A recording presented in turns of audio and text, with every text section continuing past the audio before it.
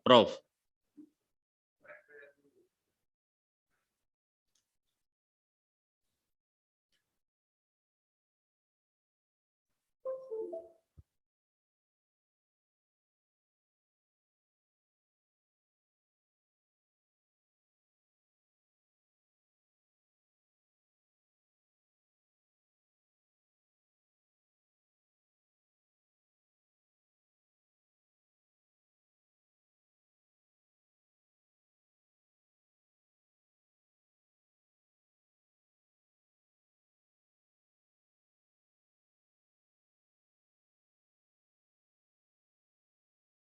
Baik, kita mulai ya.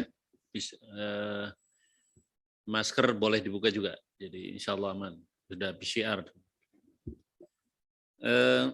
Bapak Ibu sekalian, teman-teman tim sel, Bapak Ibu, dan Saudara Dr. Idham Kholik, SE, MSI. Hari ini sesi atau saat ini sesi Anda, Saudara Idham, untuk melalui sesi wawancara di tim seleksi. Ada waktu 1 jam 15 menit, sebagaimana juga alokasi waktu untuk calon yang lain, dan didahului dengan presentasi paparan 10 menit paling lambat. Silakan. Terima kasih Pak Ketua. Izin saya memulai presentasi. Bismillahirrahmanirrahim. Assalamualaikum warahmatullahi wabarakatuh. Selamat pagi, salam sejahtera, Om Swastiastu, Namo Buddhaya. Bapak Ketua, Bapak Wakil Ketua, Bapak Sekretaris, Ibu-ibu dan Bapak anggota tim seleksi KPU Republik Indonesia. Dalam presentasi ini saya, karena waktu yang sangat singkat, saya akan fokus saja apa yang ingin saya sampaikan. Pencalonan saya akan fokus menjadikan bagaimana lembaga KPU Republik Indonesia ini menjadi lembaga penyelenggara pemilu serentak yang berintegritas, profesional dengan basis inovasi dan inklusivitas elektoral. Bicara tentang kemandirian itu ada di dalam prinsip integritas, jadi saya hanya memasukkan prinsip berintegritas dan profesionalitas, dan itu diatur dalam peraturan DKPP tentang kode etik. Ini ada 6 misi saya, tapi tentunya tidak akan saya jelaskan secara rinci karena waktu yang sangat singkat. Terkait yang pertama, jika nanti saya terpilih, saya akan membentuk regulasi teknis penyelenggaraan pemilu serentak dengan berpedoman pada asas pemilu dan pemilihan dan prinsip kepastian hukum, inklusivitas, dan hukum progresif. Ini penting untuk saya sampaikan di depan Bapak Ibu Ketua, Wakil Ketua, Sekretaris, dan anggota tim seleksi. KPU selaku penyelenggara pemilu dalam membuat aturan itu tidak boleh melampaui ketentuan-ketentuan yang lebih tinggi di atasnya, atau kalau dalam perspektif hukum, KPU harus menggunakan pendekatan teori hukum Stephen Baugh, ya, berdasarkan hierarki peraturan perundang-undangan. Artinya peraturan-peraturan yang akan dibuat oleh KPU tidak melampaui ketentuan peraturan perundang-undangan. Selanjutnya terkait dengan hukum progresif, ya, bisa nanti diterapkan misalnya karena Undang-Undang Nomor 7 Tahun 2017 sampai hari ini tidak ada revisi, sedangkan penyelenggaraan pemilu tahun 2024 sepertinya masih dalam kondisi pandemi COVID-19, maka pendekatan hukum progresif dapat digunakan, misalnya dengan menerapkan protokol kesehatan. Yang selanjutnya arah desain inovasi elektoral. Jika nanti saya terpilih, ini ada 9. Tentunya saya tidak akan jelaskan secara rinci karena waktu yang sangat singkat. Yang pertama, ini bicara tentang investasi masa depan demokrasi elektoral. Nanti saya akan fokus pada pendidikan pemilih kepada pemilih pemula atau first time voters, karena pemilu 2024 adalah pemilu yang menentukan Indonesia satu abad di 2045. Hari ini mereka yang menjadi pemilih pemula di tahun 2024 nanti, di 2045 akan menjadi para pemimpin atau mereka yang akan mengisi lembaga-lembaga publik. Oleh karena itu, edukasi kepada para pemilih pemula ini menjadi sangat penting. Yang selanjutnya berkaitan dengan inklusivitas elektoral, ya. Nanti saya akan fokus pada pemilih marginal, pemilih perempuan, dan pemilih disabilitas, ya. Yang selanjutnya berkaitan dengan pelayanan pemilih, ya, pelayanan pemilih dan peserta pemilu, ya. Terkait dengan pelayanan pemilih, Nanti bagaimana khususnya kepada para disabilitas ya dapat mengakses dokumen visi misi pasangan calon itu berbahasa disabilitas. Yang selanjutnya berkaitan dengan proteksi kesehatan publik ya. Saya berharap dalam proses pemungutan dan penghitungan suara di TPS nanti itu dapat bekerja sama dengan peduli lindungi, di mana para pemilih dapat mengecek dapat mereport kesehatannya di sana. Selanjutnya berkaitan dengan rebranding pemilu, nanti akan saya jelaskan di akhir. Yang selanjutnya berkaitan dengan big data, partisipasi pemilih. Data C7, data kehadiran pemilih di TPS ini adalah data yang sangat bernilai. Ya, nanti ini akan kami lakukan digitalisasi, jadi semua data C7 itu akan dimasukkan dalam sebuah aplikasi, sehingga dari pemilu ke pemilu kita akan memiliki rekaman partisipasi pemilih. Karena saat ini saya di Divisi Sosialisasi dan Pendidikan Pemilih, ini tidak memiliki rekaman partisipasi pemilih pada hari pemungutan suara. Padahal C7 sangat bernilai. Selanjutnya saya fokus kepada bagaimana menjalankan tugas, wewenang, dan kewajiban. KPU sebagai electoral management bodies ya tentunya harus menjalankan penyelenggaraan pemilu secara profesional.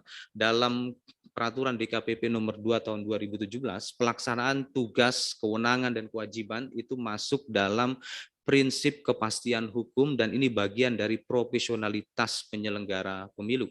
Insya Allah apa yang menjadi tugas, kewenangan, dan kewajiban yang termaktub di dalam Undang-Undang nomor 7 tahun 2017 ataupun Undang-Undang nomor 10 tahun 2016 serta diturunkan dalam peraturan DKPP akan saya laksanakan dengan sebaik-baiknya. Dalam melakukan perencanaan pemilu serentak dan pemilihan serentak nasional, tentunya semuanya harus mengacu pada prinsip-prinsip penyelenggaraan pemilu. Begitu juga dalam konteks penyusunan peraturan.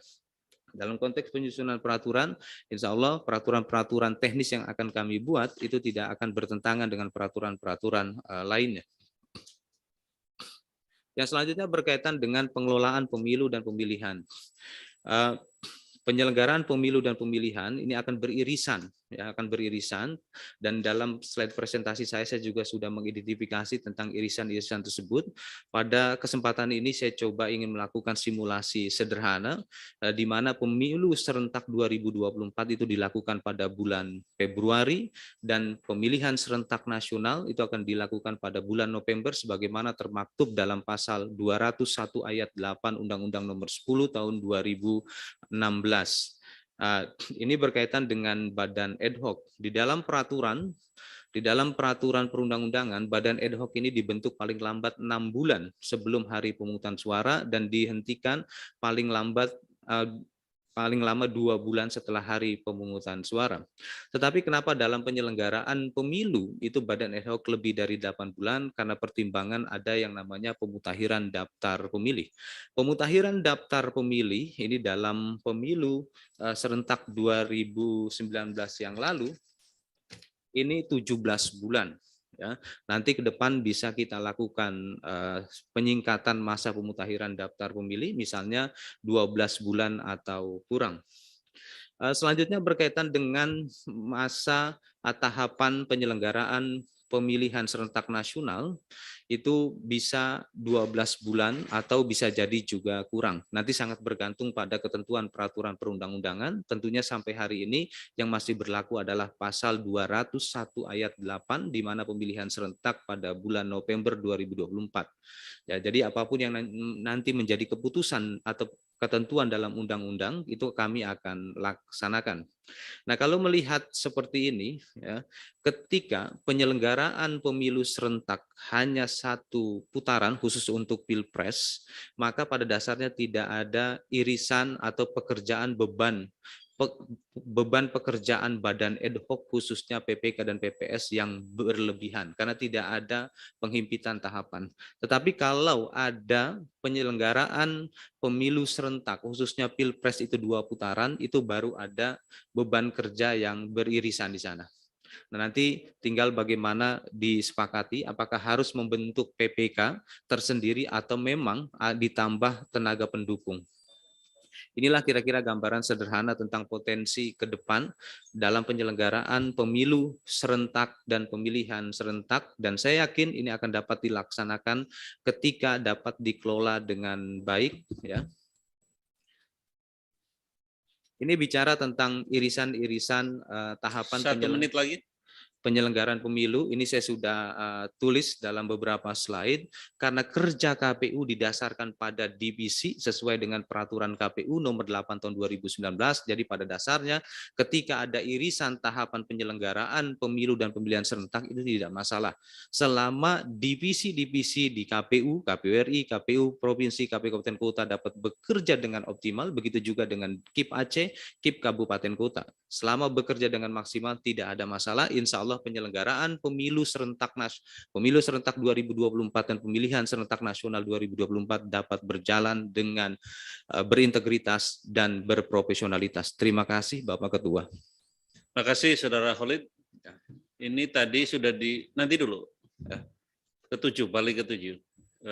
Ya karena kita harus dibatasi 10 menit ya, untuk juga kita bisa melihat efektivitas penyampaiannya. Tapi saya lihat masih ada banyak halaman di belakangnya. Jadi tim sel boleh diberi kesempatan untuk melihat halaman berikutnya. Ya, halaman 8. Oke, ini mengenai tahapan pemilu serentak. Kemudian selanjutnya pemilihan serentak. Oh, pemilu serentak dan pemilihan serentak. Ya. Oke, ya. Irisan-irisan tahapan. Ini irisannya. Ya. Jadi pada saat tahapan pemilu legislatif dan presiden masih berlangsung, ada sebagian harus masuk tahapan pilkada. Iya. Oke, terus. Ya, ini yang nanti ke depan saya akan. Ini ada gagasan untuk rebranding pemilu untuk bangsa. Sekarang kan ada brandingnya juga tuh. Apa itu? Pemilih berdaulat negara kuat. Pemilih berdaulat negara kuat. Ya. Kayak ini ya. Apa namanya?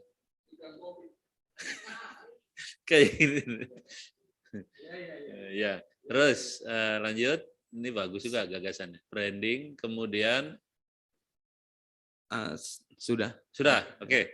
Baik, terima kasih Saudara Khalid. Sebelum Bapak Ibu tim sel akan bertanya, saya sedikit bertanya. Tadi dalam paparannya, Saudara Khalid mengatakan dalam membuat peraturan-peraturan KPU tidak akan bertentangan dengan peraturan undang-undangan yang lain atau undang-undang. Saya ada kasus yang saya perhatikan di dalam persiapan pemilu kemarin, pemilu 2019 atau pilkada 2020 ya, saya lupa. Dan dulu waktu saya di KPU juga saya alami. Begini, undang-undang itu mengatur bahwa seluruh peraturan KPU sebelum ditetapkan harus dikonsultasikan dengan DPR dan pemerintah melalui forum RDP. Nah, pada saat nanti misalnya KPU ini ditetapkan bulan April, sementara bulan Juni itu harus mulai tahapan, dan KPU harus menetapkan peraturan KPU tentang tahapan dan jadwal. Pada saat KPU akan menetapkan jadwal itu, ternyata belum dapat jadwal konsultasi dari DPR karena sedang reses atau karena sedang ada yang lain, jadwal yang padat. Sementara kalau tidak ditetapkan berarti akan melewati ketentuan undang-undang untuk menetapkan jadwal. Yang kedua, kalau kita tetapkan belum melalui konsultasi dengan DPR dan pemerintah. Gimana? Karena ada dua peristiwa yang sama tapi tindakannya kemarin berbeda. Menurut Saudara Hitam gimana? Baik, izin saya merespon. Yang pertama, saya akan melakukan komunikasi intensif dengan pimpinan DPR RI agar mereka dapat mengetahui tentang kebutuhan mendesak rapat konsultasi mengenai draft rancangan peraturan KPU yang akan disahkan. Yang kedua, dalam penyelenggaraan pemilu itu ada yang namanya prinsip kepastian hukum, dan dalam Undang-Undang Pemilu itu sudah dijelaskan bahwa penyelenggaraan pemilu itu paling lambat dilaksanakan 20 bulan. Dan itu adalah merupakan salah satu prinsip kepastian hukum yang mau tidak mau itu harus dilaksanakan, harus dijalankan, sama seperti ketika Undang-Undang Pemilu nomor 7 tahun 2017 itu disahkan dan masuk dalam lembar negara tanggal 15 Agustus 2017, di tanggal 20 Agustus 2017 pada waktu itu tahapan sudah dimulai. Nah, selanjutnya jika kita membuka kembali dokumen putusan Mahkamah Konstitusi nomor 92 tahun 2016, di sana ditegaskan tentang frasa konsultasi bersifat mengikat itu bertentangan dengan ketentuan yang terdapat di dalam Undang-Undang Dasar, seperti itu. Tetapi tentunya kami sebagai penyelenggara pemilu, ya, kami akan mengedepankan komunikasi yang persuasif dengan lembaga DPR RI, karena memang jika kita merujuk pada ketentuan pasal 4 Peraturan DKPP nomor 2 tahun 2017, salah satu landasan kode etik penyelenggara pemilu itu adalah Pancasila. Ya, dan kita ketahui di dalam Pancasila ada sila keempat, musyawarah mufakat. Jadi pada prinsipnya saya yakin semua pihak DPR RI juga sangat memahami tentang kebutuhan mendesak KPU untuk dapat menetapkan peraturan KPU, dan peraturan-peraturan KPU yang akan ditetapkan kami akan berupaya semaksimal mungkin agar tidak terjadi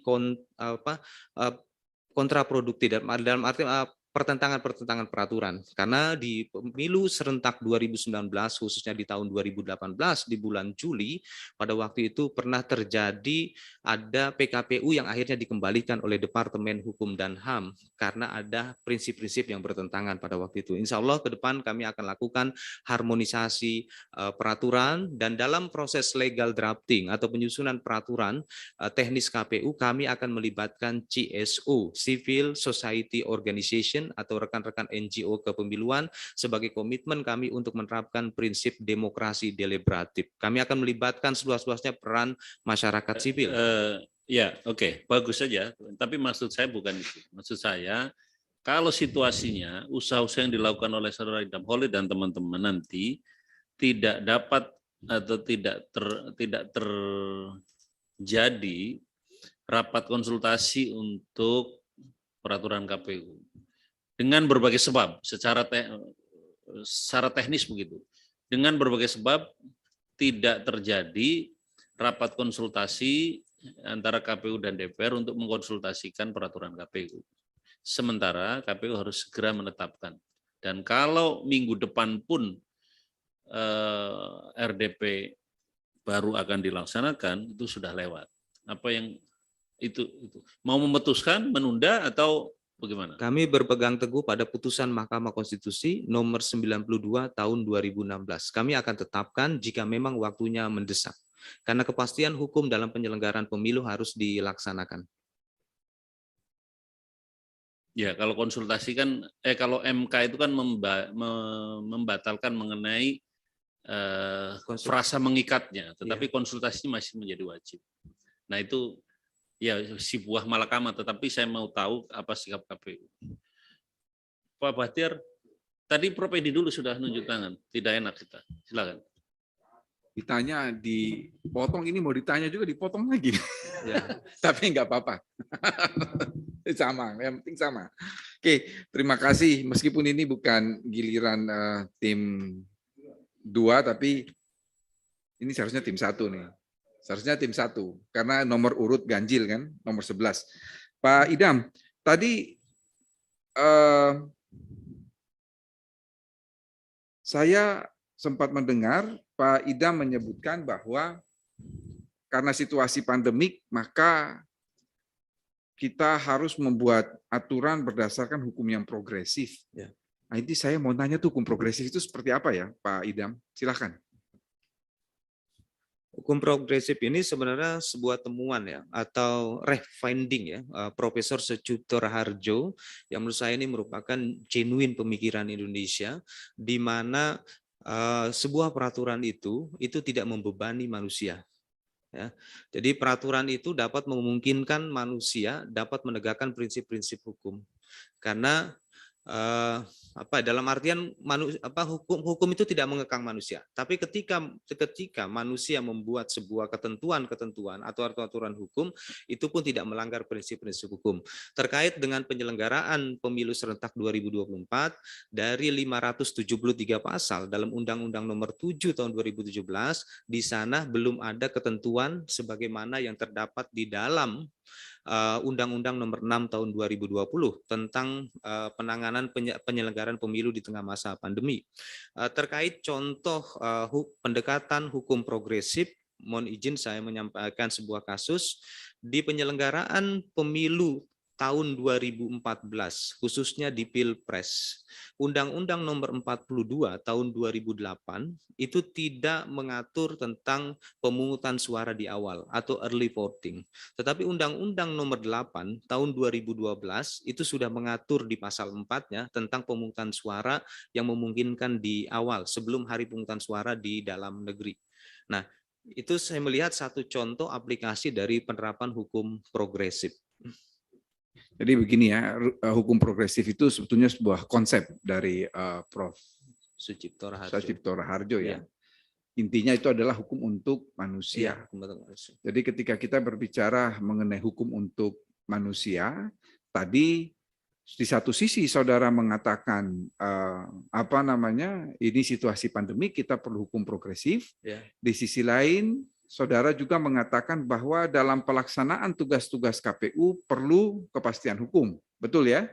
Nah, tetapi faktanya dari pemilu ke pemilu banyak sekali KPU itu sering merubah-rubah PKPU. Kalau kita merubah-rubah PKPU, betul hukum itu bersifat dinamis, tetapi tidak akan menjamin kepastian hukum. Di sisi lain, bagaimana saudara kaitkan, karena saudara berpengalaman di divisi sosialisasi. Kalau sosialisasi hari ini berbeda, minggu depan berbeda, ini orang menjadi bingung. Ini bagaimana penjelasan saudara? Silahkan. Agar PKPU tidak terlalu banyak direvisi, ya, maka kuncinya adalah proses deliberasi.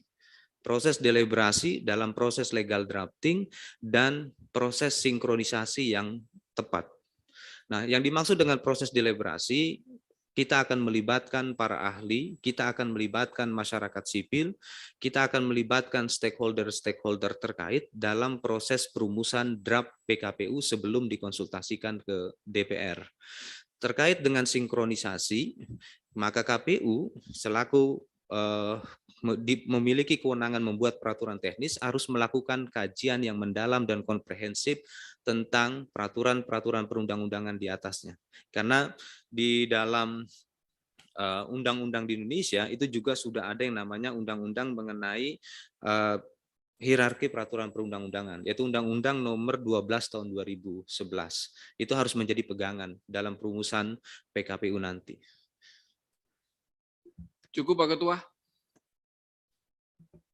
Pak Fatir, singkat saja ya, karena sebelah sana sudah. Singkat saja, Pak Idam. Ya Pak. Saya terus terang ini, saya tertarik untuk melihat ini karena Anda menulis yang konkret yang dihadapi oleh penyelenggara. Sudah membuat tabulasi apa istilahnya nih, tabel ya, tentang potensi ada 2 aktivitas penyelenggara pada waktu yang bersamaan di bulan-bulan tertentu atau waktu-waktu tertentu 2024. Apresiasi buat Anda untuk hal itu. Terima kasih, Pak. Nah, saya juga suka statement Anda yang tegas menyatakan bahwa apapun nanti yang diputuskan, prinsipnya siap mengelola pemilu dan pilkada serentak 2024 dengan berbagai formula. Dan formula-formula solusinya sudah ada di sini. Nah, salah satunya sebenarnya yang tadi titik penyampaian Mas Pak Idam itu adalah soal kemungkinan ada beban kerja badan ad hoc pada waktu yang sama menyelenggarakan pemilu, pada waktu yang sama juga menyelenggarakan pemilihan kepala daerah. Nah, ini bisa iya bisa tidak sebenarnya Pak Idam, tapi saya mau minta pendapat Anda. Karena sebenarnya kan hukumnya berbeda. Undang-Undang Pilkada menyatakan 6 bulan sebelum Hari pencoblosan kan dilakukan pembentukan badan ad hoc PPK itu. Berarti kalau bulan 11 kita tarik bulan 6 kan bulan Mei. Nah, badan ad hoc pilkada tidak harus sama orangnya menjadi badan ad hoc pemilu. Nah, badan ad hoc pemilunya sendiri kan sudah dibentuk sebelumnya gitu. Jadi sehingga sebenarnya beban kerja itu di badan ad hoc ini bisa juga tidak terlalu ini. Nah, justru mungkin pengorganisasiannya mungkin teman-teman penyelenggara di kabupaten kota, KPU kabupaten kota ini yang Pak Idam saya minta lebih ini lagi, karena menurut saya itu bukan beban, mestinya bukan jadi beban tugas. Kecuali memang panitia ad hoc yang diangkat menjadi pemilu sekaligus lalu diangkat lagi menjadi ad hoc pilkada. Nah, orang yang sama menyelenggarakan aktivitas, nah itu pasti akan menjadi beban. Itu tolong diluruskan statement itu, Pak. Siap. Pak Idam. Tapi sebagai inovasi saya setuju. Yang kedua, sebenarnya yang disampaikan Pak Juri itu benar. Seringkali teman-teman penyelenggara akan terkendala hal seperti itu. Nah, tetapi mestinya Anda harus menjawab lebih taktis, Pak. Boleh saja sebenarnya draft-draft PKPU itu, misalnya nih awal Januari 22, ya sudah diajukan lebih awal. Walaupun nanti penetapannya sesuai dengan jadwal tahapan. Karena jadwal pertama itu kan perencanaan. Perencanaan itu termasuk penyusunan anggaran, penyusunan peraturan KPU dan lain-lain. Nah, bahasnya lebih awal. Nah, nanti penetapannya atau peraturannya nanti ketika sudah masuk tahapan yang sudah ditentukan oleh KPU. Saya kira mungkin itu masukannya, Pak, supaya kalau Anda terpilih punya cari jalan keluar supaya, dan seingat saya teman-teman di DPR juga sudah membuka ruang itu sekarang, Pak Idam. Jadi sudah ada ruang sekarang, Komisi 2 terutama memberi ruang draft-draft itu dibahas dari awal. Gitu. Jadi sepanjang ada waktu di tengah-tengah tugas-tugas yang lain, walaupun belum masuk tahapan, draft-draft itu bisa dibahas lebih awal. Walaupun nanti konkret untuk ininya ketika masuk tahapan. Saya kira itu, Pak Idam, statement saya sekaligus merespon saudara. Ya. Terima kasih, Pak. Terima kasih, Pak. Mau direspon atau sekalian nanti yang lain? Respon dulu ya. Apa yang disampaikan oleh Pak Sekretaris Tim Seleksi, saya ucapkan terima kasih dan ini menjadi catatan saya dan saya sependapat dengan apa yang beliau sampaikan. Dalam perspektif hukum, memang undang-undang antara pemilu dan pemilihan ini berbeda, jadi memungkinkan PPK ini memang nanti berbeda, tinggal dari sisi aspek manajemen kesekretariatan, kami akan melakukan koordinasi dengan pihak pemerintah dan pemerintah daerah agar menyediakan kesekretariatan yang memadai, karena nanti sekretarisnya juga akan berbeda, juga staf sekretariatnya juga akan berbeda, kantor sekretariatnya juga akan berbeda. Tapi saya yakin pemerintah dan pemerintah daerah memiliki komitmen yang tinggi untuk hal tersebut, jadi saya pikir ke depan tidak akan ada masalah. Terkait dengan Komisi 2 hari ini, saya sependapat bahwa memang Komisi 2 hari ini memiliki banyak kemajuan dalam konteks bagaimana proses. Enggak, konteks Anda aja menjadi anggota KPU, Ya. usah komentari lembaga lain. Tadi informatif saja dari Pak Dirjen. Cukup ya? Cukup. Bu Betty silakan. Baik, selamat pagi. Pagi, Bu. Pak.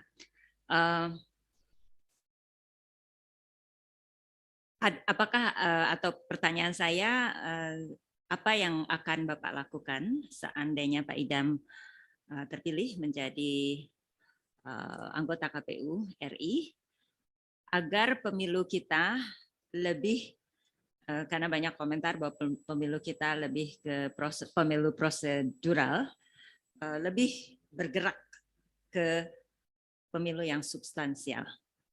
Ya, Terima kasih, Bu. Izin saya menjelaskan terlebih dahulu tentang konsep demokrasi prosedural dan demokrasi substantif seperti apa yang telah saya baca dari beberapa referensi. Pemilu itu menurut Robert Dahl itu pada dasarnya memang demokrasi prosedural karena dia mengkuantifikasi suara menjadi kursi. Sedangkan demokrasi substantif itu adalah di mana proses demokrasi prosedur atau janji-janji politik selama masa pemilu itu dapat diaktualisasikan. Jadi pada dasarnya demokrasi substantif itu terjadi pemerintahan baru terpilih di hasil pemilu. Seperti itu, Bu. Terkait dengan apa yang Ibu tanyakan, saya menangkapnya bagaimana memajukan proses demokratisasi di Indonesia. Dalam tahapan demokratisasi kita ketahui ada 3 tahapan, ada transisi, ada konsolidasi, dan ada pematangan. Dan Indonesia sejak tahun 2004 itu memasuki tahap konsolidasi demokrasi sampai hari ini dan kini sudah memasuki 2 dasawarsa.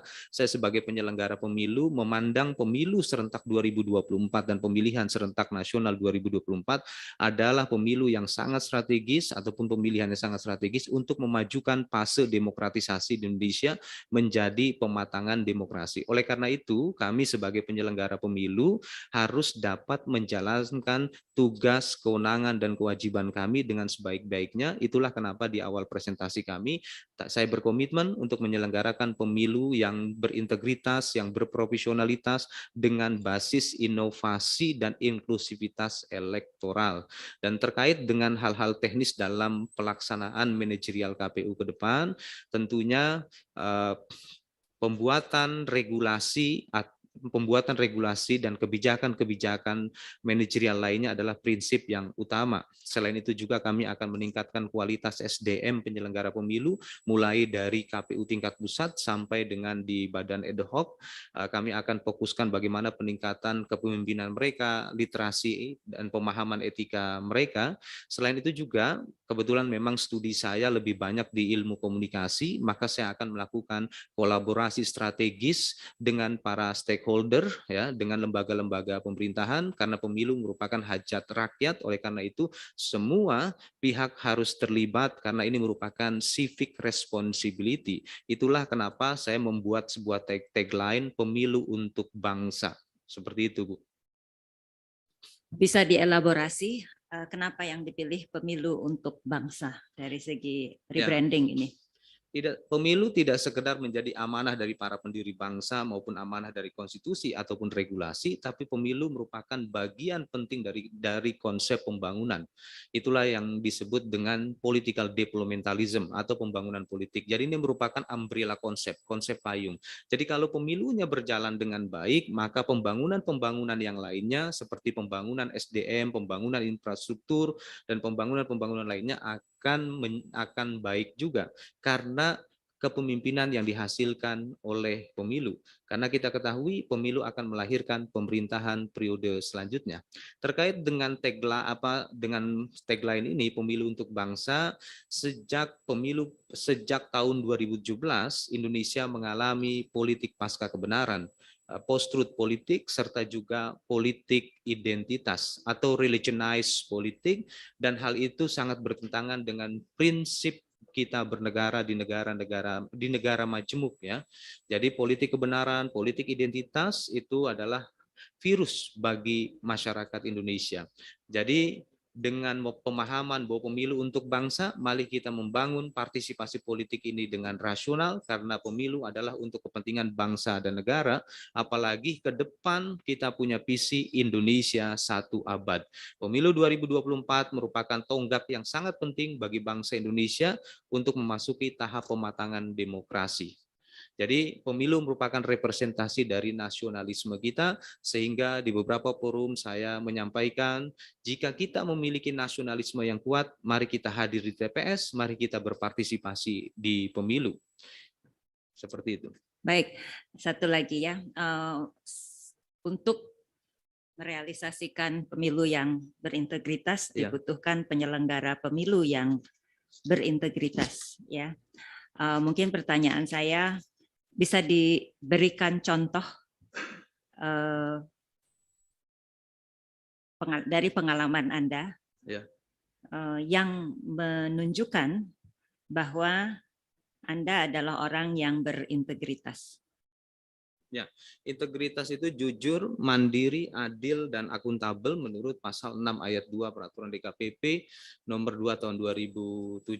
Adil, misalnya saya memperlakukan semua peserta pemilu tanpa diskriminasi. Jadi saya akan memenuhi hak-hak politik mereka sesuai dengan apa yang diatur dalam peraturan perundang-undangan. Seperti itu, Bu.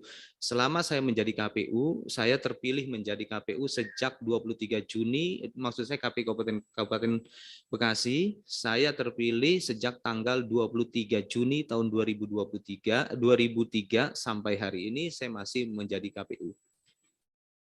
Oke, ada lagi? Itu saja, Bu. Itu. Ya. Baik, kalau Anda lihat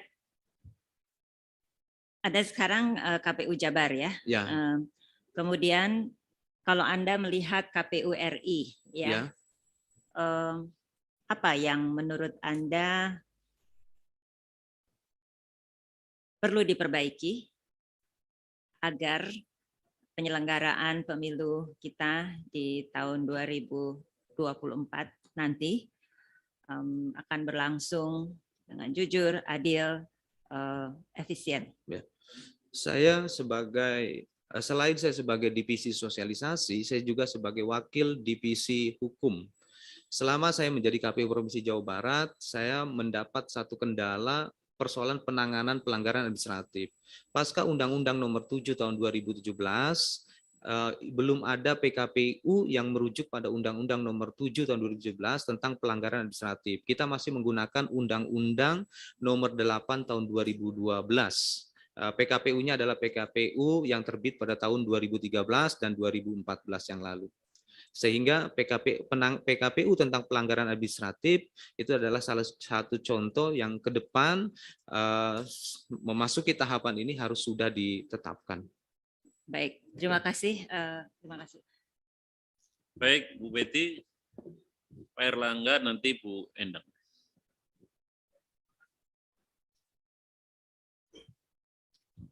Mas Khalid ya? Iya, Mas Idam Khalid. Ya. Ini saya sangat menghargai dan mengapresiasi inisiatif Anda untuk melakukan rebranding pemilu. Ya. Cuma pertama yang perlu diberikan catatan itu beberapa hal terkait dengan isinya, konten dan konseptualisasi atau paradigma yang Anda gunakan dalam melakukan branding pemilu. Pertama soal developmentalisme dan pembangunan politik. Anda background-nya komunikasi politik ya? Saya komunikasi politik di Universitas Indonesia. Komunikasi politik, kalau kita ngelihat kajian developmentalism atau political development, itu sebetulnya adalah konsep lama. Dalam tradisi ilmu politik itu tahun 70-an, di mana itu digunakan untuk menempatkan demokrasi dan kebebasan di bawah pembangunan. Kalau misalnya kita agak sedikit bicara konseptual sedikit aja, Samuel Huntington itu bicara tentang political order in changing societies, perubahan order, stabilitas itu di atas demokrasi. Nah, artinya apa? Artinya kalau kemudian rebranding yang Anda gunakan itu developmentalisme dan pembangunan politik, itu kita kembali setback ke belakang. Bukan dengan konteks menguatkan demokrasi. Gitu. Nah, ini yang saya pikir kita perlu berhati-hati dalam menempatkan paradigma dan konseptual yang Anda gunakan untuk melakukan rebranding. Gitu. Terima kasih. Silahkan dijawab tadi. Ya, dulu itu waktu kita mahasiswa, kita tuh dulu bagian dari yang kritis terhadap developmentalism dulu ya. Buku-bukunya UGM itu banyak yang laku, Revison, bukunya siapa itu Mansur Fakih gitu ya. Ya. Jadi, nah ini saya mau nambahkan juga nih biar sekaligus. Kita ini senang sekali membuat istilah-istilah baru. Mestinya kita kalau buat branding itu harus didesain untuk jangka waktu yang panjang sehingga masyarakat itu akan pasti bahwa brandingnya KPU itu ini gitu loh. Kayak dulu pemilu Orde Baru itu kan panjang tuh. Pemilihan umum telah memanggil, gitu tuh kan menancap gitu. Nah, kalau baru 5 tahun branding negara kuat, nanti ganti lagi, tapi yang baru akan ganti lagi gitu. Sama halnya dulu kita bikin pemilu itu di bulan April. April adalah bulan pemilu. Kemudian hari Rabu adalah hari H. Itu kita itu loh tancapkan terus itu, supaya kita tahu hari pemilu. Meskipun 2024 ada tantangan baru karena April itu Lebaran. Ya gimana? Dari Mas Erlangga. Oke, terima kasih. Sebelum saya merespon tentang slogan, Soalnya dulu saya jualan buku itu laku banget. Iya. Iya. Oke, makasih Pak. Ya, terkait kenapa saya coba ingin membalikan logika diplomatalisme ini, saya pernah membaca pemikirannya Karl Popper tentang falsifikasi teori. Saya juga pernah membaca tentang pemikirannya Hegel, tesa, antitesa, sintesis. Apa yang disampaikan oleh Bapak tadi memang benar, bahwa dalam konteks diplomatalisme itu pada umumnya adalah demokrasi di bawah pembangunan infrastruktur. Ya, sehingga konsep pembangunannya trickle down effect. Tetapi dalam konteks ini saya justru ingin melakukan inversi, logika inversi bahwa pembangunan politik itu memayungi pembangunan-pembangunan yang lainnya. Bagaimana sebuah pembangunan akan berjalan lancar kalau implementasi dari konstitusi dan ideologi negara ini tidak berjalan. Dan saya melihat pemilu ini adalah cornerstone, adalah pijakan yang paling utama bagi kita untuk menegakkan konstitusi, bagi kita untuk menegakkan Pancasila. Sehingga saya memahami bahwa ketika kita berpemilu dengan baik, maka pada dasarnya kita sedang membangun negara dan bangsa kita. Caranya bagaimana? Caranya kita aktualisasi nasionalisme kita. Mari kita berpartisipasi aktif di pemilu. Secara kuantitas, penyelenggaraan pemilihan serentak tahun 2020 maupun penyelenggaraan pemilu serentak 2019, kemarin yang angka partisipasinya di 2019 itu 81%, di atas target RPJMN 2014-2019 itu 77,5%. Dari sisi kuantitas kita sudah berhasil. Nah, tinggal bagaimana kita tidak hanya bicara kuantitas, tapi juga kualitas. Di pemilu 2019 terjadi polarisasi yang tajam. Polarisasi tajam di tengah pemilih karena politik pasca kebenaran, terus juga ada persoalan politik uang, politik identitas, dan lain sebagainya. Jadi saya ingin melihat bahwa ketika kita berpemilu, mari kita lakukan ini untuk bangsa, untuk kebaikan bangsa. Tidak semata-mata bicara pada persoalan politik praktis. Pemilu betul memang politik praktis, tapi mari kita tarik mindset ini menjadi lebih luas lagi. Itu Mbak, izin seperti itu. Saya masih belum bisa teryakinkan terkait apa relevansi rebranding pemilu. Pemilu untuk bangsa ini dengan persoalan-persoalan konkret yang dihadapi terkait dengan problem elektoral kita. Tadi seperti diutarakan post-truth, politisasi identitas, terus kemudian macam-macam, money politik segala macam. Nah, karena apa? Karena kalau kita kembali ya, mohon izin saya mencoba mempertahankan apa yang saya utarakan. Kalau kita kembali tadi pada konteks yang digunakan developmentalisme dan political development, berarti kan kerangkanya merepress, menekan, menindas persoalan-persoalan yang dihadapi di masyarakat sehingga tidak teraktualkan.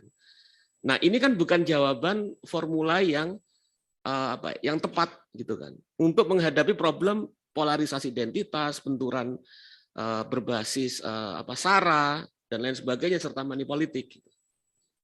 Oke, ini ya namanya ujian, saya kan men-challenge ya, men-challenge Anda ya. Terima kasih. Oke, dalam konteks trickle down effect ya, konsep pembangunan trickle down effect mungkin ada pressure ya, merepress itu betul, tapi dalam apa yang saya maksud ini, saya tidak menggunakan konsep tersebut. Justru saya di sini ingin menegaskan ketika kita berpemilu, mari kita pahami dengan baik yang namanya konsep kontrak sosial. Di sana ada freedom, di sana ada rational choice. Seperti itu. Jadi yang saya pahami, pemilu merupakan pertaruhan bangsa dan negara kita. Oleh karena itu, mari kita sukseskan penyelenggaraan pemilu, karena ini adalah kepentingan bangsa dan negara. Seperti itu. Izin seperti itu, Pak.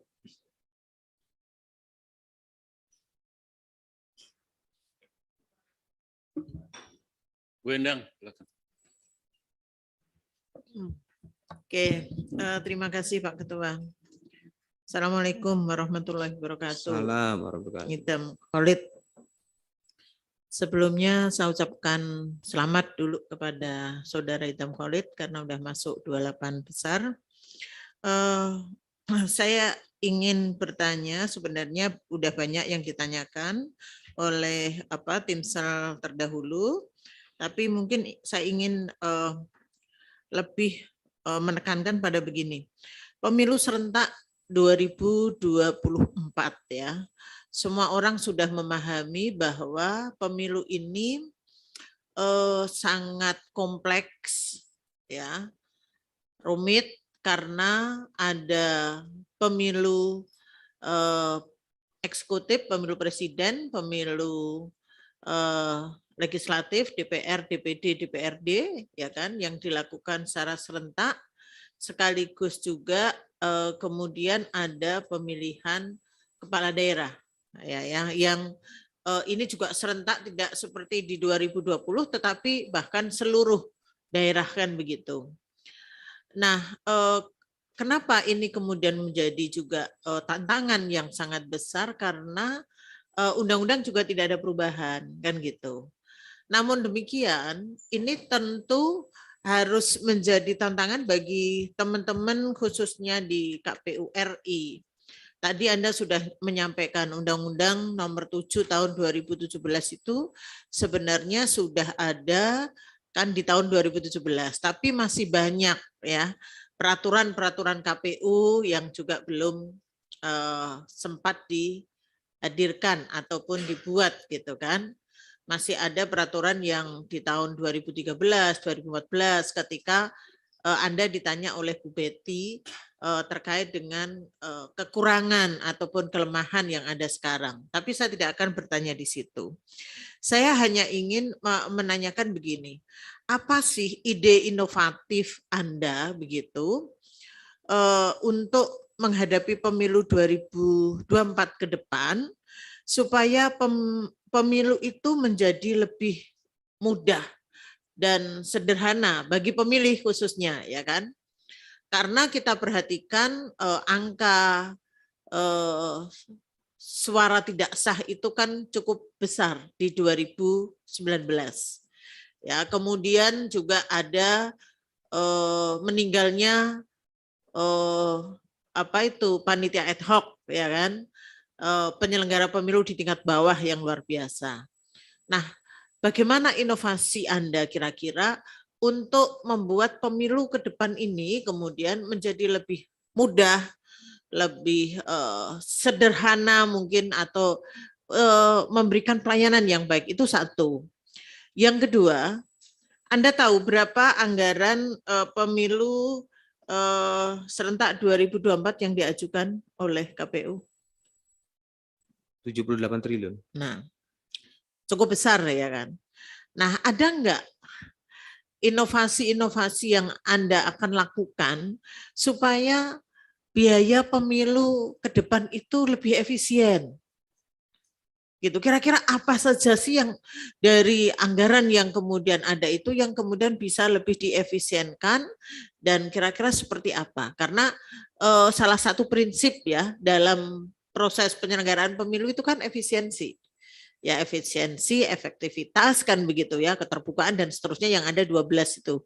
Ya kan? Nah, jadi dua pertanyaan itu. Satu, inovasi Anda untuk membuat pemilu itu menjadi lebih mudah, lebih mendorong pemilih untuk bisa memberikan pilihannya dengan baik, tanpa kesalahan, surat-suaranya menjadi lebih sah. Dan kemudian yang kedua adalah kaitannya dengan tadi efisiensi dalam proses penyelenggaraan. Kira-kira apa sih gitu? Atau malah jangan-jangan ketika Anda masuk di KPU, wow, anggaran itu masih kurang sebenarnya Bu, semestinya itu 100 triliun misalnya gitu.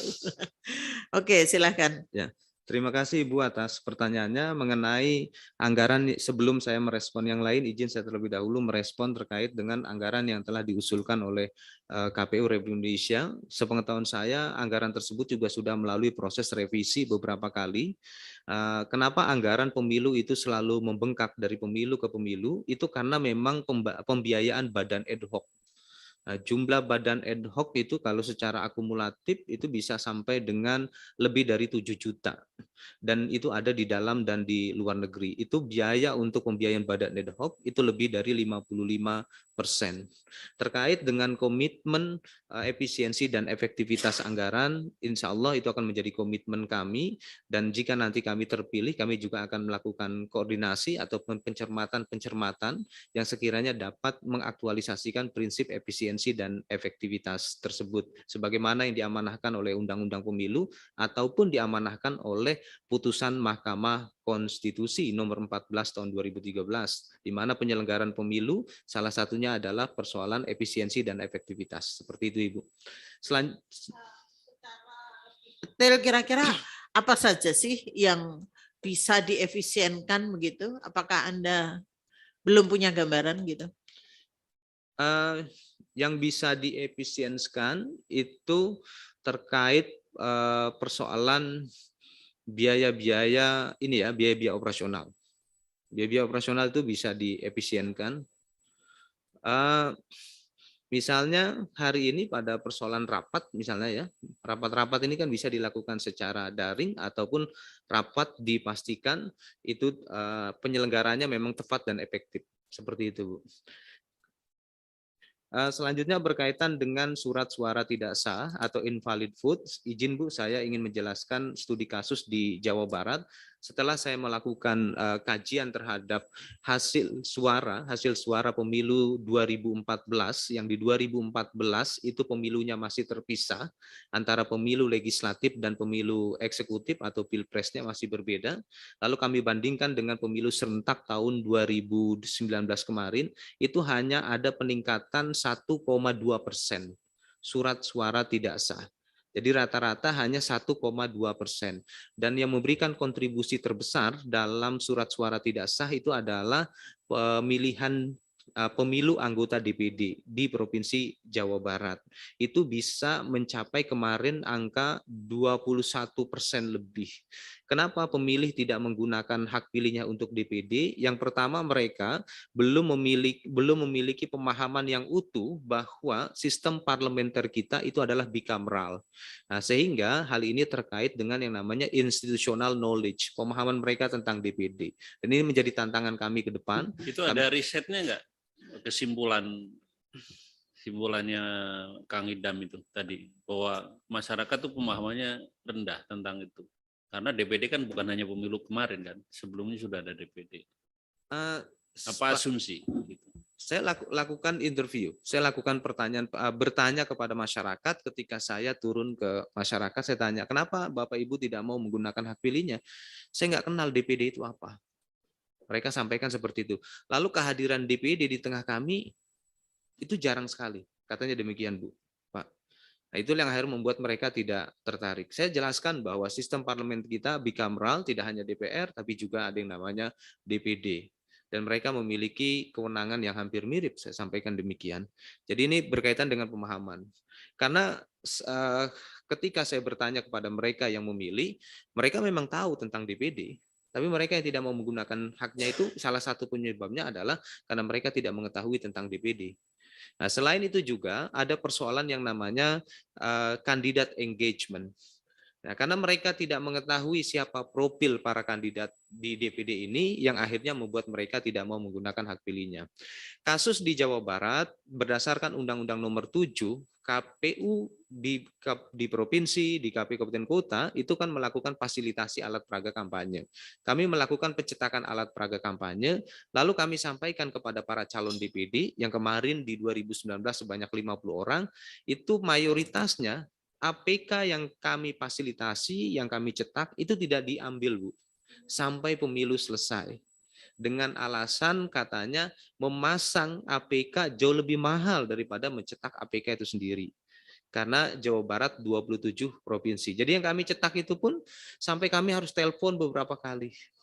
Bukan terkait dengan permasalahan. Saya kan menanyakan inovasi apa, ya, proses penyelesaiannya seperti apa gitu. Jadi lebih kepada bagaimana kira-kira ya apa yang harus dilakukan gitu.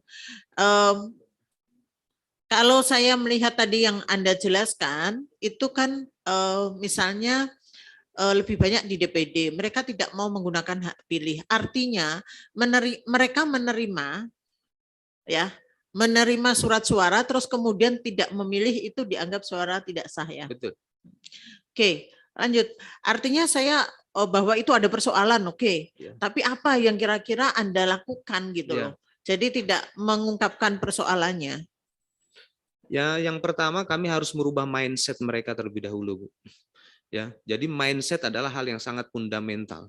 Nah, ya itu dilakukan dengan cara sosialisasi dan pendidikan pemilih, dan hari ini di era internet, optimalisasi penggunaan internet dalam kegiatan sosialisasi dan pendidikan pemilih ini sangat urgen. Dan apalagi hari ini misalnya kan pemerintah juga punya slogan tentang cerdas digital. Ya, ke depan bisa juga kita melakukan kolaborasi, ya. Bagaimana misalkan kita membuat slogan pemilih cerdas digital. Artinya ketika mereka menggunakan smartphone dan sebagainya, mari kita dorong untuk mencari informasi tentang calon DPD tersebut. Jadi optimalisasi sosialisasi dan pendidikan pemilih berbasiskan pada internet. Seperti itu, Bu. Terkait dengan inovasi-inovasi, selanjutnya berkaitan dengan penyederhanaan surat suara yang hari ini sedang dilakukan oleh KPU Republik Indonesia. Ya, saat ini kegiatan simulasi tersebut itu belum menyentuh dalam saya melihat simulasinya itu harus diarahkan pada yang namanya native voters, pemilih yang sebenarnya. Karena nanti kita akan lihat sampai sejauh mana efektivitas surat suara tersebut ketika disederhanakan. Ya. Terkait dengan ini ya, terkait dengan integritas nih. Kan penyelenggara pemilu itu kan harus memiliki integritas yang tinggi, karena itu yang justru paling penting ya. Apalagi kalau Anda misalnya terpilih di KPU Pusat. Menurut Anda dalam konsep kepemimpinan ya, apa sih makna keteladanan menurut Anda itu seperti apa? Dan hal-hal apa aja yang perlu menjadi teladan atau hal-hal apa yang sudah Anda lakukan ketika Anda di KPU Provinsi Jawa Barat ya, di bawah tuh kan mesti paling banyak kan apa itu ada KPU kabupaten kota gitu ya. Hal-hal apa yang sudah Anda lakukan untuk bisa menjadi teladan bagi setidaknya teman-teman yang ada di KPU kabupaten kota gitu. Ya. Dalam ada sebuah anekdot, Bu, ya. NATO ya, NATO ya. No action talk only. Jadi kalau pemimpin itu gaya NATO, no action talk only, saya pikir tidak akan pernah ada yang namanya kepemimpinan keteladanan. Oleh karena itu, selama saya di Jawa Barat, saya ketika misalkan merancang sebuah program, terus menekankan tentang pentingnya leadership dan sebagainya, saya harus memberikan contoh terlebih dahulu kepada rekan-rekan. Jadi keteladanan itu akan muncul atau akan menjadi inspirasi bagi yang lainnya kalau memang pemimpin itu tersebut mencontohkan dengan baik. Misalnya, saya di Jawa Barat menekankan tentang pentingnya budaya literasi bagi para penyelenggara pemilu. Ya, sebelum saya melakukan itu, saya pastikan diri saya memiliki budaya literasi yang baik. Karena penyelenggara pemilu ya itu harus memiliki literasi yang baik, tidak hanya sekedar literasi teknis, tetapi juga literasi yang sifatnya diskursif. Karena kami divisinya adalah divisi sosialisasi dan pendidikan pemilih, yang dimana pada dasarnya posisi kami adalah sebagai seorang guru atau seorang pengajar atau seorang pendidik, sehingga kami harus memiliki wide knowledge atau pengetahuan yang luas. Seperti itu, Bu, contohnya. Terkait integritas kan ya tadi, yaitu bahwa peningkatan kompetensi, pengetahuan, keteladanan. Nah, misalnya saya itu kan selalu mendengar begini ya, dan ini memang benar saya temukan. Ketika misalnya soal jam kerja, soal disiplin misalnya ya, selalu ada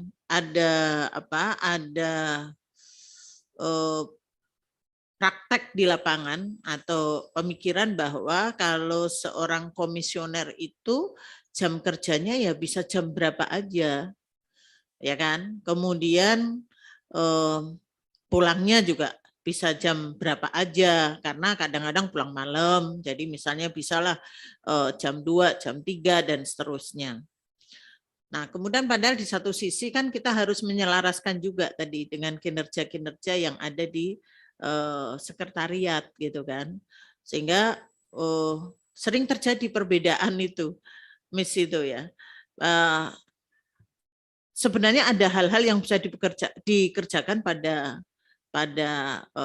jam kerja, tetapi harus dikerjakan di luar jam kerja, contoh misalnya, atau kedisiplinan kehadiran misalnya. Gimana itu Anda memberikan keteladanan dalam hal tersebut misalnya gitu. Ya, baik Bu. Mengenai kehadiran komisioner di kantor itu sangat penting menurut saya. Ketika memang tidak ada kegiatan-kegiatan di luar yang sifatnya mendesak ataupun urgen ya. Dan saya selalu berupaya ya, dan selalu hadir di kantor itu tepat waktu. Dan terkait dengan kedisiplinan, di setiap kali kegiatan saya biasanya datang itu lebih awal daripada para peserta, dan bahkan bisa jadi saya lebih awal daripada para panitia, karena bagi saya kehadiran seorang komisioner, kehadiran seorang pemimpin itu merupakan sebuah inspirasi dan itu menjadi sebuah pesan buat yang lainnya tanpa harus lebih banyak berbicara. Jadi saya lebih mengedepankan pada tindakan, ya, tindakan-tindakan yang sifatnya inspirasional, sehingga disitulah yang disebut dengan lahirnya kepemimpinan ketauladanan. Terima kasih, seperti itu Bu. Oke, terima kasih Pak Ketua, cukup. Terima kasih Bu Endang. Pak Chandra ada pertanyaan? Enggak ada ya? Sebelum Pak Hamdi, saya sedikit memberi catatan saja, atau ya seperti dengan yang lain sebagai senior memberi tambahan informasi begini. Kita ini seringkali mensimplifikasi keinginan. Jadi seolah-olah misalnya bagaimana kita membangun kesadaran publik misalnya. Ya kita dengan sosialisasi. Padahal kita tahu persis ya, kalau KPU atau Bawaslu atau lembaga-lembaga pemerintah lain itu kalau bikin-bikin sosialisasi itu ya banyak yang hanya sekedar pasang spanduk, bikin pertemuan-pertemuan dengan absen, LPJ dan lain sebagainya. Tapi sebetulnya kita ingin ada semacam pengukuran yang atau ada daftar aktivitas yang bisa kita pastikan itu bisa jalan, dan kemudian hasil dari aktivitas itu bisa kita ukur supaya kita bisa tahu seberapa hasil sosialisasi yang kita kerjakan itu berdampak pada kesadaran itu. Karena kalau hanya sekedar ya kita akan sosialisasi gitu. Ya sosialisasi model apa? Karena tidak mudah meyakinkan orang untuk membuat masyarakat itu sadar. Jadi ya ke depan mudah-mudahan KPU bisa membuat satu pola sosialisasi atau pola pendidikan pemilih yang betul-betul meskipun mungkin tidak masif tetapi punya dampak untuk membangun kesadaran. Sebetulnya sudah bagus sih misalnya kayak bikin desa sadar pemilu, dulu sebelumnya ada relawan demokrasi, ada macam-macam itu, jadi lebih konkret. Prof. Hamdi, monggo Pak. Belum dong, nggak boleh kita tutup.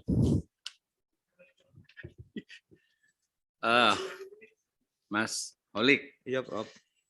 ini saya kira ini nggak tahu menurut Anda penting nggak sih?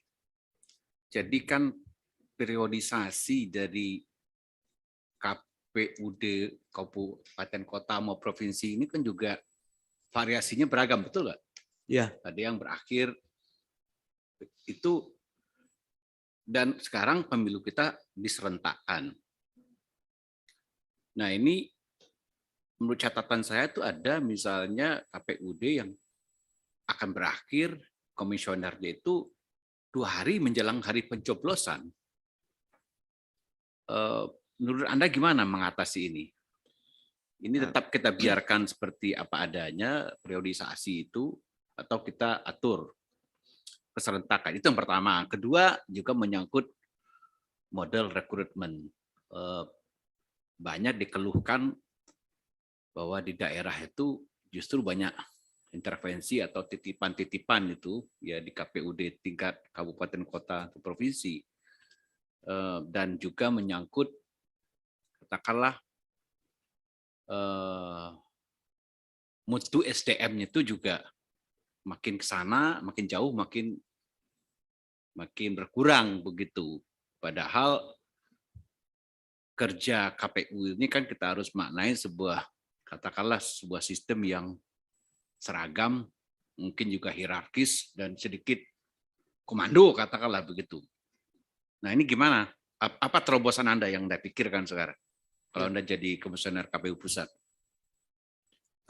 Baik Prof, terima kasih. Yang pertama berkaitan dengan periodisasi yang tidak serentak atau tidak seragam dan bahkan nanti di bulan Februari pun akan ada pergantian. Itu memang sebuah fakta Prof ya. Izin pada kesempatan ini saya akan menyampaikan pandangan saya. Profesionalitas penyelenggara pemilu itu salah satu prinsipnya adalah kepastian hukum. Dalam pasal 10 ayat 8 dan 9 Undang-Undang Nomor 7 tahun 2017 di sana jelas dinyatakan bahwa masa kerja KPU itu 5 tahun dan itu dihitung sejak dilantik. Terkait dengan penyeragaman periodisasi ya, pada prinsipnya saya akan mengikuti apa yang menjadi ketentuan peraturan perundang-undangan dan dalam hal ini saat ini yang undang-undang yang efektif masih berlaku adalah pasal 10 ayat 8 dan 9. Seperti itu. Terkait dengan kinerja komisioner karena nanti mereka akan terganggu menjelang proses seleksi, itu ada sekretariat. Sekretariat sebagai supporting system, saya yakin dapat bekerja dengan optimal karena memang menurut peraturan tata kerja memang memungkinkan seperti itu. Jadi kalau melihat pada regulasi yang berlaku pada hari ini, pada dasarnya itu masih dapat ditangani dengan baik. Prinsipnya prinsip kepastian hukum yang menjadi pegangan saya seperti itu. Jadi intinya periodisasi biarkan sajalah, given seperti itu sekarang. Apapun yang menjadi ketentuan perundang-undangan saya akan laksanakan. Nah, sekarang bagaimana memastikan bahwa seluruh proses rekrutmen itu dalam tanda kutip ya mutunya sama dan itu gimana? Dalam proses rekrutmen tentunya ada standar minimal dan ada standar minimal atau kualifikasi minimal dan proses seleksi KPU provinsi, KIP provinsi maupun KPU kabupaten kota atau KIP kabupaten kota itu diatur dalam peraturan KPU dan saya yakin tim seleksi yang akan direkrut nanti itu memang yang memiliki kualifikasi dan pengalaman yang memadai sehingga dapat melahirkan para calon komisioner yang memiliki kualifikasi yang dibutuhkan, Prof. Seperti itu, Prof. Nah, ini terakhir agak teknis, Ya. saya tertarik juga meneruskan tadi yang Bu Endang, ini persoalan bahwa itu anggaran itu 50% Anda honor dengan operasional di tingkat Honorarium. ad hoc, Ya. honorarium. Nah, kemarin banyak orang mengatakan itu rendah banget ya 500.000 itu ya. 550. Iya, 550.000 itu nggak layak. Tapi kalau itu dinaikin saja, tadi saya ngitung-ngitung naikin 100.000 aja Ya. itu angkanya sudah triliunan meningkatnya.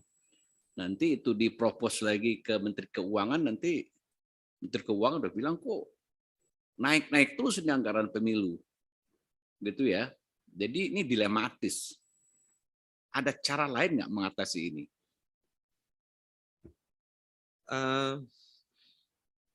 KPPS izin Bapak ya. Ini terkait dengan studi kasus KPPS. KPPS ini itu kan 7 Prof ya. Itu 7 maksimal 7. Terkait dengan cara lain ya mungkin maksimal mengenai beban kerja Prof ya. Kalau jumlah pemilih diturunkan, jumlah pemilih misalkan diturunkan kemarin waktu Jumlah apa diturunkan? jumlah pemilih Pemilih. ya per TPS. Oh, saya kira Ya. jumlah pemilih kan Kalau dia berhak ya harus memilih Enggak, itu. maksudnya jumlah pemilih per TPS nanti Oke, ya per TPS. ya berkaitan dengan beban kerja kan. Ya. Pemilihnya misalkan dikurangi. Tapi efeknya menimbulkan TPS-TPS baru. Sama juga. Iya. Dulu 2014 TPS cuma 400 ribuan. Ya. Ya kan 2019 meningkat 813 ribu. Ya. 2 kali lipat.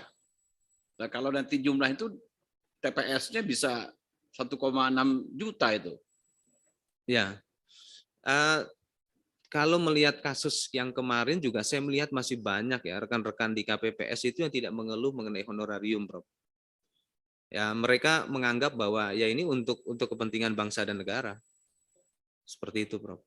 Banyak juga yang memang ya mereka terima dengan honor yang ada dan mereka bekerja dengan baik sampai pekerjaan semua selesai.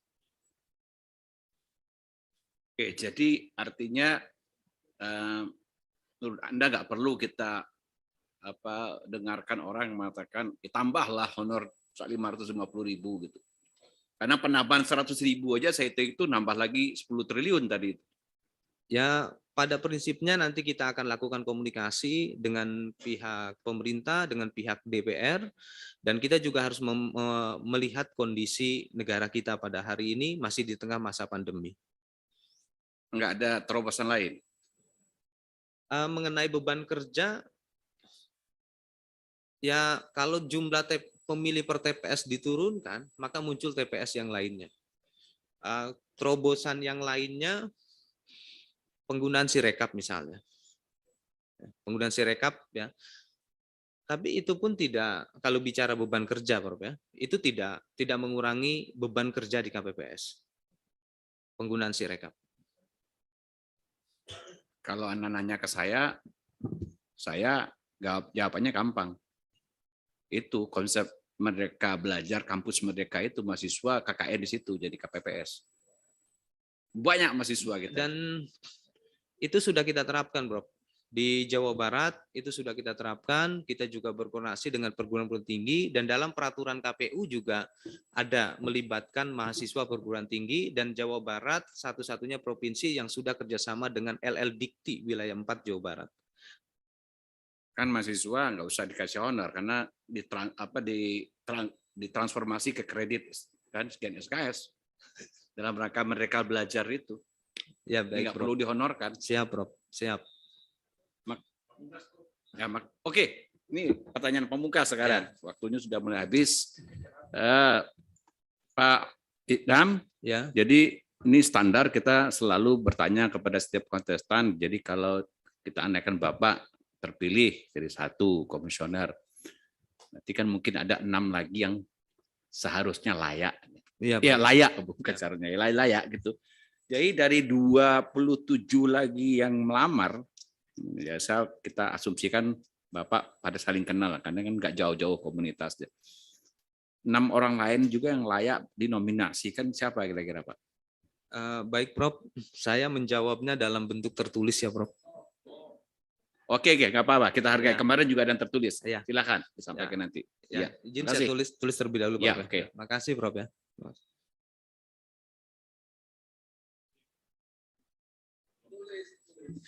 Baik, makasih. Cukup ya, Bapak Ibu, sambil menulis kita tunggu dan diserahkan. Kita sudah ya melewatilah 2 menit. Makasih Kang Idham Khalid.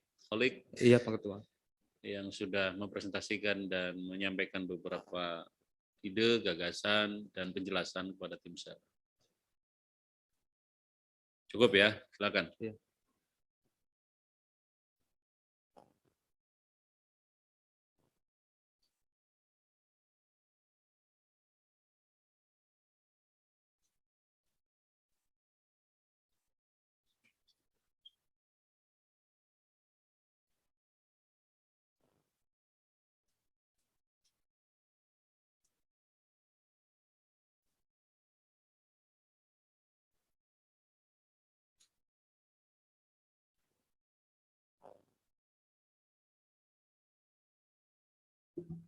Yang ditulis perempuannya udah berapa, Kang Idham? 30% minimal. Ya, mantap. Ya. Iya, Pak Ketua. Iya, itu pertanyaan Bu Eneng dititipkan ke saya. Ada, Ibu Ketua. Ada ini 30% dari angka 7. Makasih Pak Ketua. Ya. Makasih Bu.